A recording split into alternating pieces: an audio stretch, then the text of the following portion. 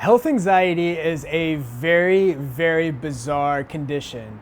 It can create physical symptoms to you that are so debilitating, that are so distressing, that you're probably already convinced that it's something else. And no matter how many times you get everything ruled out by your doctor, you're still not convinced.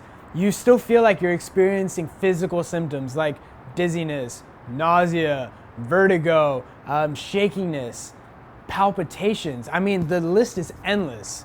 And so you've gotten everything ruled out, but you're still experiencing these symptoms. What I want to talk about in this video is really why you're experiencing these symptoms, go over some of the most common physical symptoms, and more importantly, how to manage and long-term fully overcome this once and for all so that you don't have this issue in the future and you can just go on to live life normally. So pay attention. Been a long time since forever. Did I find you in December? I want you to pretend that you're a doctor. Okay, imagine you're a doctor and your whole job is to make sure people are healthy, and then if there's anything wrong, to get that addressed and get that squared away. Now, what that means is a lot of times you really have to take care of people and make sure they're doing well, but sometimes you have to tell people bad news. And you have to tell bad news so that you can really focus on treatment and really give them the best options available for their health and their well-being. Now, imagine somebody goes into a doctor's office and says, "Doctor, I'm feeling these intense physical symptoms, like there's something seriously wrong. I've never felt this in my life. I don't know what's going on. I'm feeling palpitations, I'm feeling dizziness, I'm feeling nausea." And so the doctor looks at you and they say, "Okay, like I totally understand. Let's go ahead and see what's going on. Let's get to the bottom of this." And they do a bunch of lab work and they do a bunch of tests, and they look at you and they look at the tests and they say, "Yeah, you're fine." Now, the doctor's thinking, "Okay, well, good news, this guy's fine. Like, this person's fine. Like, isn't that amazing? Like, this person's actually healthy. It's good. It's probably just anxiety. You can take a break. Life is good." And what happens? Well, the doctor ends up saying, "Well, hey, Shaan, you're great. You're healthy. Everything is good. There's nothing, I don't know what's causing this. It's probably just anxiety." Now, anxiety sufferers are probably the most unique in this aspect because they're the only people where a doctor can tell them good news and they get very upset about it. Because yeah, it's great for them to have a clean bill of health, but they're still experiencing these symptoms, and these symptoms are very, very distressing. And so it's like, okay, it's not something physical, what's going on? And so what happens is individuals tend to go two routes. There's some individuals, like myself, that was convinced it wasn't anxiety.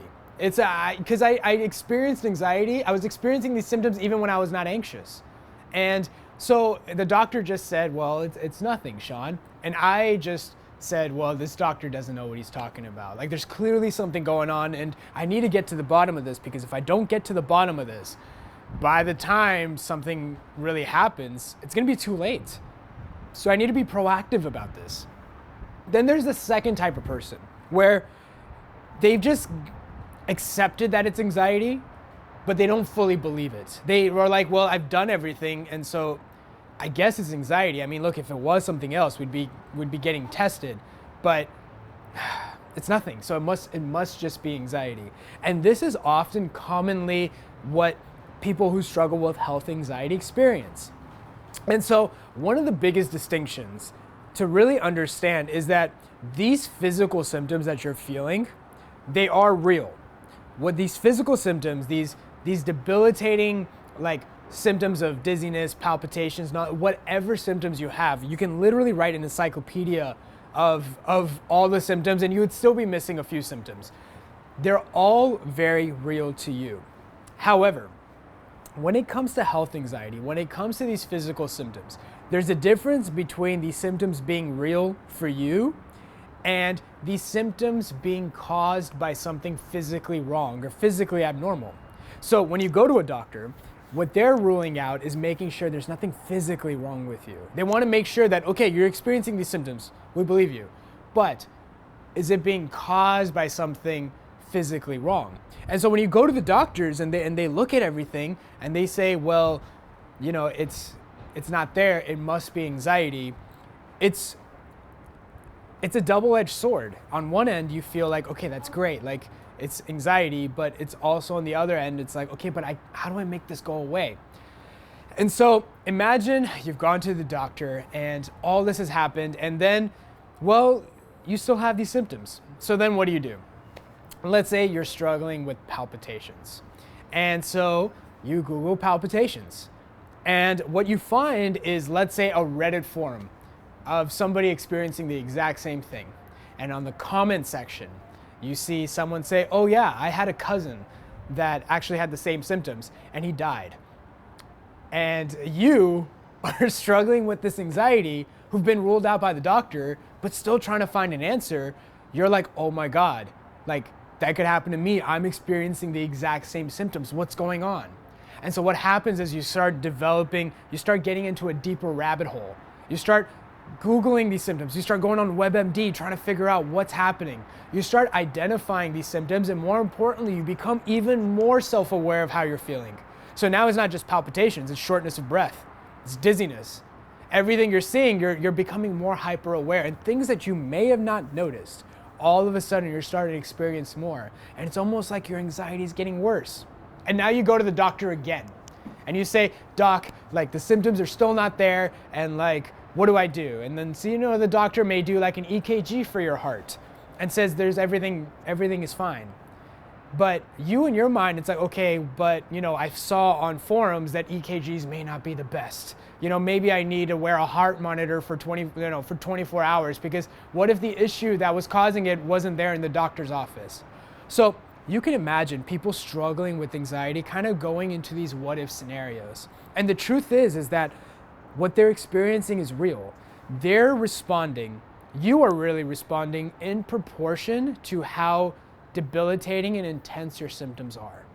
So this is typically the life cycle of someone going through health anxiety, someone that's really struggling with physical symptoms. They're constantly in this tug of war of everyone telling them it's okay, but they're also experiencing these symptoms that they just can't ignore. They just can't just let it go and live their life. They have to address this, because it really does decrease their quality of life. So the first and foremost, it's very important to understand that if you've gotten everything ruled out, and it's very, very important that you get everything ruled out by your doctor. You shouldn't be using these videos as a way to self-diagnose. You shouldn't be using the internet as a way to self-diagnose.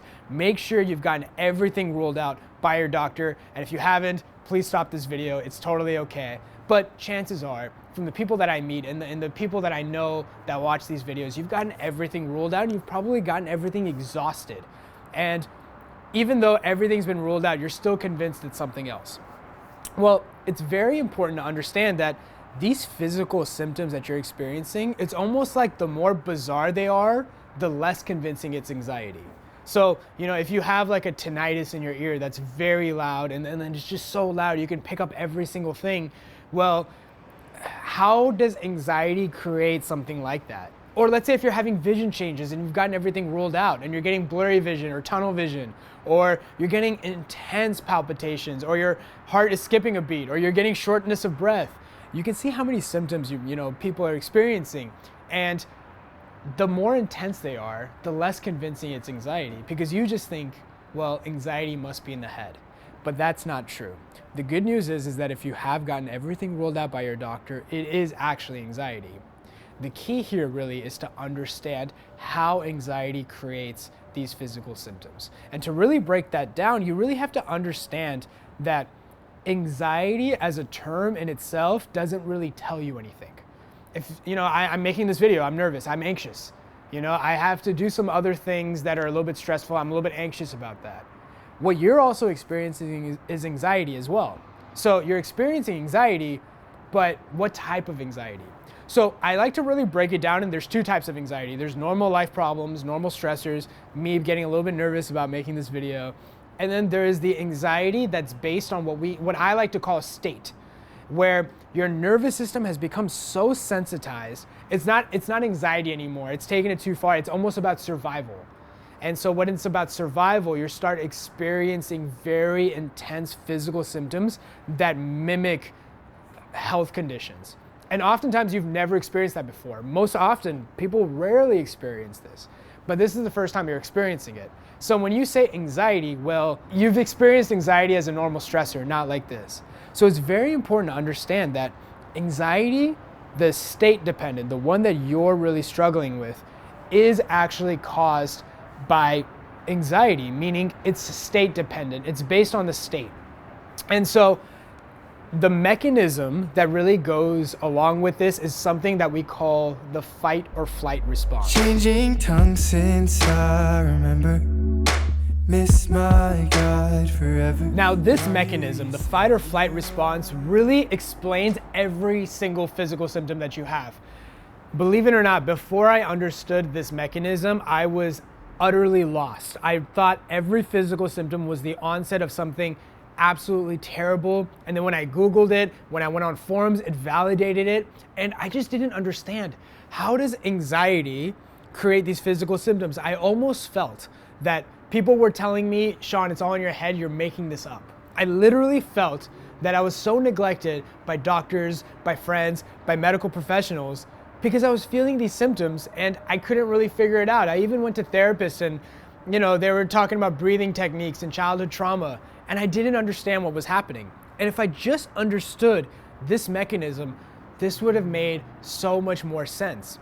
Now, what is this fight or flight response? Now, the fight or flight response is an innate mechanism it's a mechanism by the nervous system. Every human actually every mammal really has this, probably even more. But this mechanism is actually designed to keep you alive. See, right now we're living in 2020 or whenever you're watching this video, and society is very different.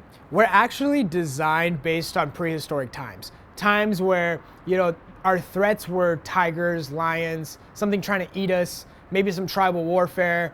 There was a whole bunch of series of things that were always out to get us. And so we had this response as a way to protect us. And really what it was is that this response was very easy. You either run away or you fight it. Even the most, even reptiles, even the basic creatures have this fight or flight response. It's an innate response. It's one of the oldest responses we have. So this response really occurs during high anxiety, meaning life or death situations. Now, we don't really deal with a lot of life or death situations, especially if you're in a city like this. You're mostly dealing with stressors, whatever stressor, work stressors, family problems, relationship problems. You're experiencing all these different stressors. But what you're experiencing is the same mechanism. You're experiencing the same manifestation of this mechanism, which is the fight or flight response. Now, what happens with the fight or flight response?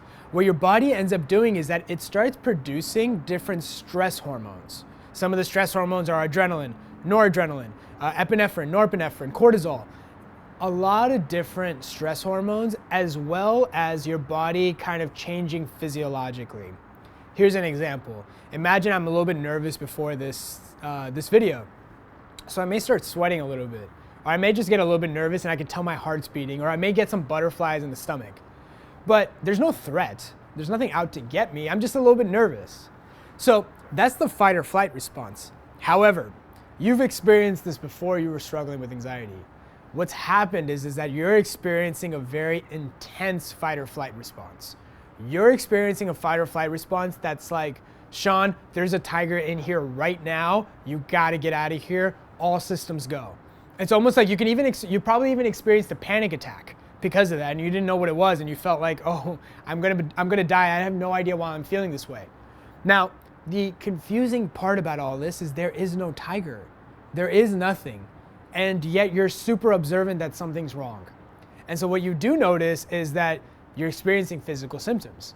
You're feeling dizzy. You're feeling a little bit lightheaded. You're feeling these palpitations. You're feeling shakiness. You're a little bit out of breath. And so you naturally think, well, something's wrong. You're feeling these physical symptoms, which, by the way, are very intense. These are very intense symptoms. These aren't like just a little bit of breathlessness. You really feel like you need to breathe, otherwise you're gonna pass out. And so these physical symptoms convince you, hey, it's something else. There's something physically wrong with you. There's nothing out here, there's no tiger, so it must be internal. there must be something wrong with you physically. So you need to get this checked out. You need to figure it out. There's something really wrong and you need to go to the doctor by the time, otherwise it's gonna be too late. And so you go to the doctors and you go through the scenario I just iterated, and everything is clear.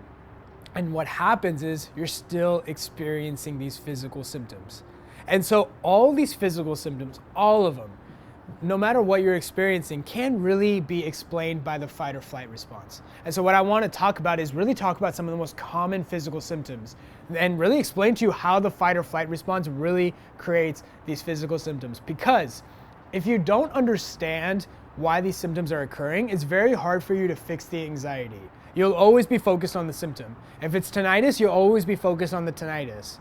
But if you focus on the anxiety, ironically, the tinnitus goes away. The vision changes go away. The breathlessness, the dizziness, the nausea, the vertigo, the palpitations, the skipped heartbeats, they all end up going away if you fix the anxiety. So what I want to talk about is really the most common symptoms and how this fight or flight response really causes these symptoms.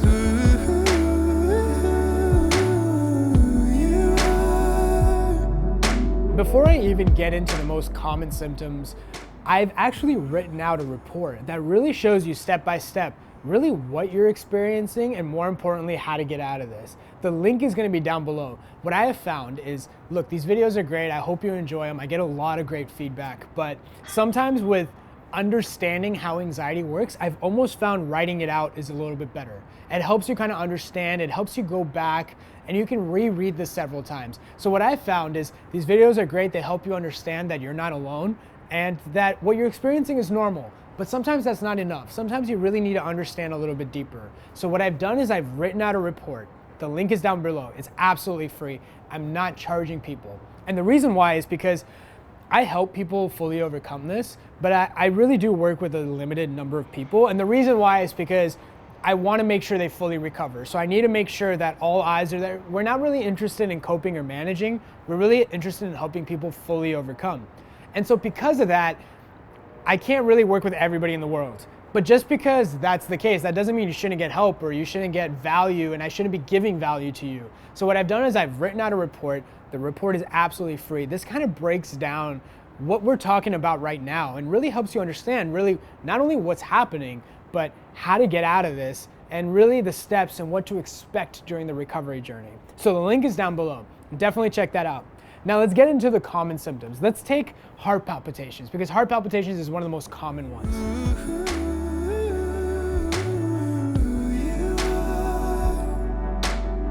And so you start noticing your heart is beating extra hard and extra fast. You may even, if you have an Apple Watch like me, you may be checking your heart rate 24/7. You may even be measuring your blood pressure. And so you're always checking, oh my God, it's high. Why is it so high? Oh my God, like it's too high. You may even be noticing, if you were like me, I could even see my shirt lift from my heartbeat. And I was so hyper focused on it. And I was like, my heart's never beat like this before. Like it would beat like this if I'm running a marathon, but I'm just here lying in bed and there's nothing going on and my heart's just beating very fast. What's going on? Well, let's talk about this fight or flight response. This fight or flight response, again, is designed to protect you. So what it does is that it produces stress hormones. And so you're experiencing a rush of adrenaline. And so what's happening is your heart is responding to that influx of adrenaline. Have you ever seen those movies where, somebody who like kind of passes out and like, they give a shot of epinephrine and then their heart starts beating? Your body's kind of naturally producing that. Your body's naturally producing stress hormones, and that's what that's making your heart do is beat. Now, the only thing that's really tripping you up is that you're experiencing when you're lying down in bed, not when you're running away. But that's how anxiety is, right? It's confused. It's gotten confused about what's a threat and what's not. And the reason why it's gotten confused is because it's become sensitized. So what that means, and this is key, your body is responding to everything as a threat, even laying down in bed, even a thought. It's responding as if there's a real life tiger. It's confused. It's unsure what's a tiger, what's not. So it's gonna assume there's a tiger everywhere. And so what's happening is when you're lying down in bed, your heart's palpitating, which is just due to the fight or flight response. And well, you respond in fear, because your heart's palpitating and now you're measuring your heart rate and you're thinking, oh God, what if it's the onset of a heart attack? What if it's something else? What if like the doctors missed it? He only did an EKG. He should have done a heart monitor. Maybe there was a more invasive procedure he should have done. So what if it's something that he missed? And so what's happening here? So you're experiencing heart palpitations due to the fight or flight response. You're responding in fear, saying, oh, well, what if it's this? What if it's that? Because you don't really know what's happening, right? So you have to assume the worst case scenario. Anxiety is designed to look at all the scenarios, grab the scariest one, and make that seem the most likely. There's a survival advantage there. Think about this. This kind of is very intuitive. Imagine I see a bush and it shakes a little bit. I can assume that it was just the wind. But what if there was a tiger? And I just assumed best case scenario and it was actually a tiger. Well, it comes out to get me, that's game over. So anxiety is designed to keep you alive. And so it's gonna assume, no, even it could be the wind, but what if it's a tiger? You should watch out. And prehistorically, it did help. It did keep us alive in certain situations. However, it's working against you now, where you've gotten everything ruled out. We have medical tests that are very good at diagnosing, that really help it, like very quickly. And so you've gotten that ruled out, but you're thinking, what if? And a lot of it is because of the internet and the misinformation that's provided. I get that. And so what's happening is that you're having palpitations due to the fight or flight response. Those palpitations are scaring you into what if thinking, responding in fear. Now, responding in fear actually causes more stress. More stress leads to more of the fight or flight response. So what's happened is you've developed this vicious cycle that just keeps going in circles. And now it's 24/7. It's not just a little bit here and there. It's not as isolated when you had your first panic attack. It's happening 24/7. It's happening all the time. Even when you're not quote unquote anxious, when you're not nervous. So it's very easy for you to think that it's something else, that it's something actually physical, when really all it is just anxiety. So just understanding that this is caused by the fight or flight response can bring a lot of relief. You have to understand that you don't need to figure this out anymore. So how do you get out of this? Well, besides the fact that the report will tell you, really the focus right now is just allow it to be there. Just allow it to be there. Let your heart palpitate as much as it needs to palpitate. It's okay. The more you allow it, what that does is that tells your nervous system that Shaan is allowing it to be there. He's not responding in fear. Maybe what we're doing is inappropriate. And what I mean by that is it's thinking, well, this fight or flight response may actually be inappropriate. Maybe there is no threat. Maybe we are wrong. Maybe there is no tiger. And so what happens is over time, the fight or flight response goes away over time. And what happens is as the fight or flight response goes away, the heart palpitations go away as well, because the heart is just responding to the adrenaline, which is caused by the fight or flight response. So over time, the adrenaline levels itself out. You come back to homeostasis and your heart responds normally. This is exactly how recovery looks like. Now look, it's not overnight. And oftentimes it's actually up and down. It's not like a broken bone where I break my, I break a bone, I put a cast, it heals over 6 weeks, I take it off, and it's good to go. It's a lot of ups and downs. It normally feels like it's 3 steps forward, 2 steps back. But even with the heart palpitation, the focus here is focusing on the anxiety. If you can focus on the anxiety, the physical symptoms go away. Another great example is the breathlessness. A lot of people experience breathlessness with anxiety. Do I love in vain? Is it all the same now? So when they're experiencing breathlessness, they feel like they're about to pass out, which is kind of ironic because every time somebody tells me I'm breathless, I feel like I'm about to pass out. I ask them, how many times have you passed out because of it? It's always 0. And the reason why is because they were never going to pass out. What happens is that when you're in this fight or flight response, your body starts taking in more oxygen. So it wants to take more oxygen. So it gives you the sensation that you're out of breath as a way to grab more oxygen. Now, why would it do that? Why would it want to get more oxygen? Well, think about that fight or flight response. Think if you have a threat coming at you and you need to fight it or you need to run away, your body needs to be physiologically ready. And in order to do that, it's probably going to do some strenuous activity. And so for that, it's going to need extra oxygen. So your body is gearing up for it. So what's happening is you're taking in extra oxygen, but to you, it feels like you're taking less oxygen. And what's interesting is that even if you go to the doctors, they'll put the pulse oximeter on you, and your oxygen level is 99%, 100%, but you feel like you're out of breath. Well, what's happening? That fight or flight response is convincing you, it's giving you the feeling that you're out of breath, when really it's just trying to take more oxygen because it thinks it's a threat. And so what happens in your mind? Well, the fight or flight response is on. You're feeling the breathlessness. Oh no, I'm gonna pass out. What happens if I pass out? What am I gonna do? Who's gonna take care of me? Who's out there? There's nobody here right now. Or I don't wanna pass out in front of my friends and cause a scene.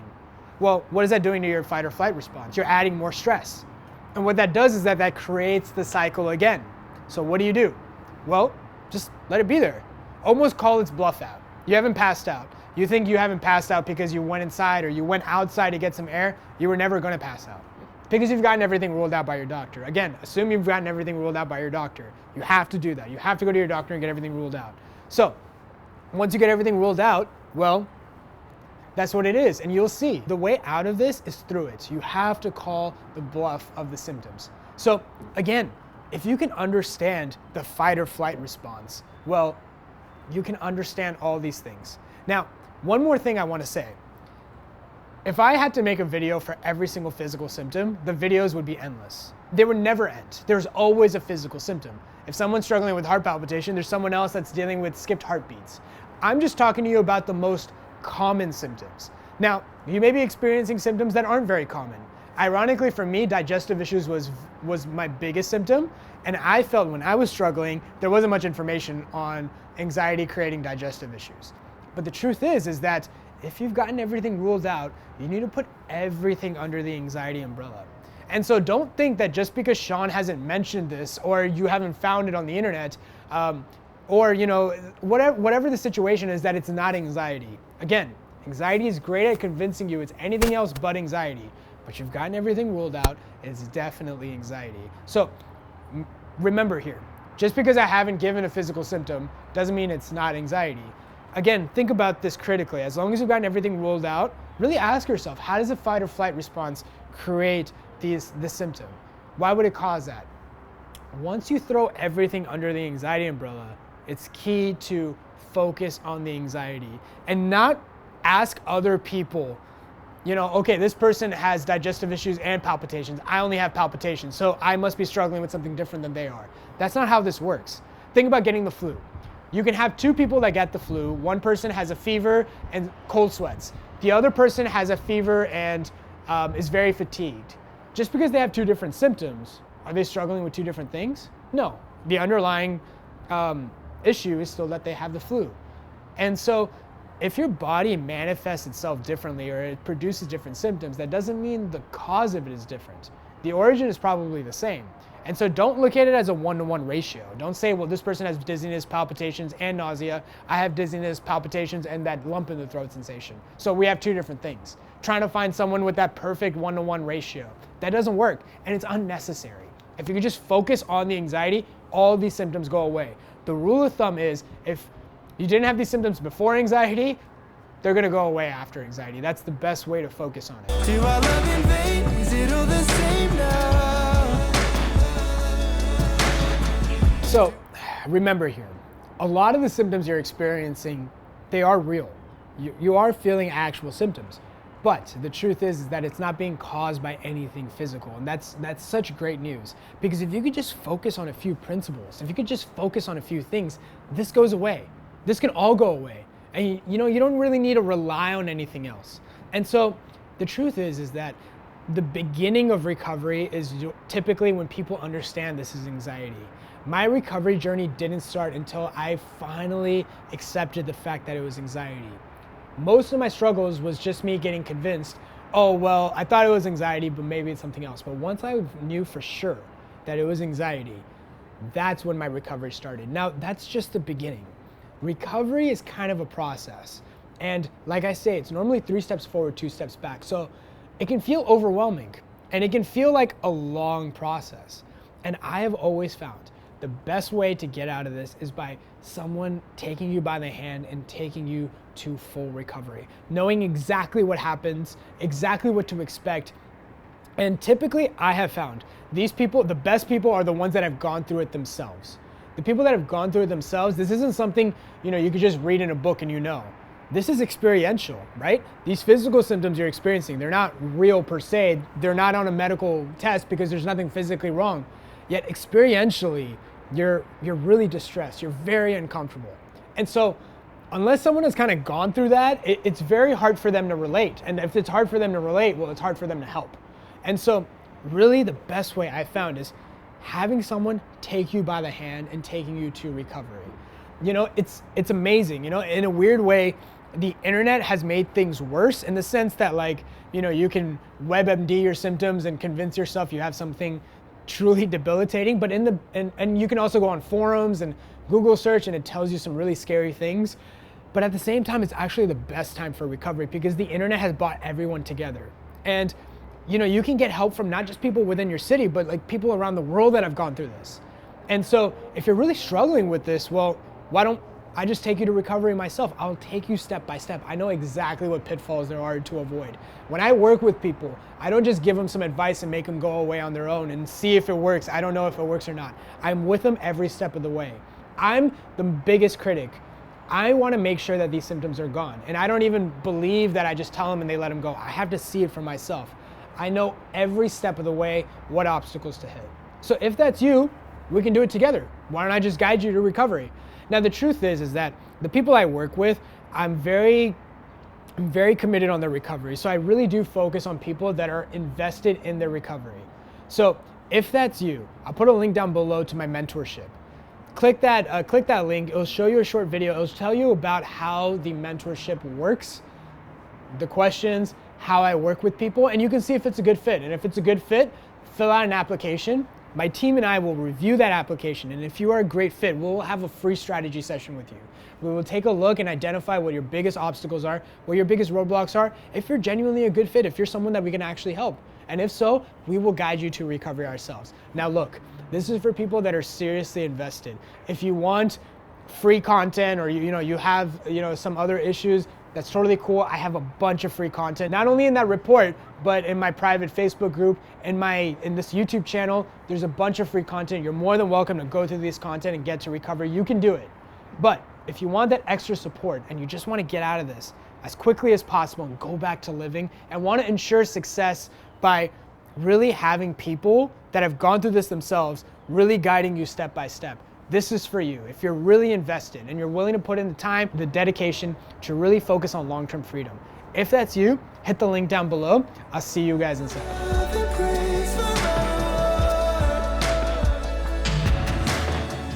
Do I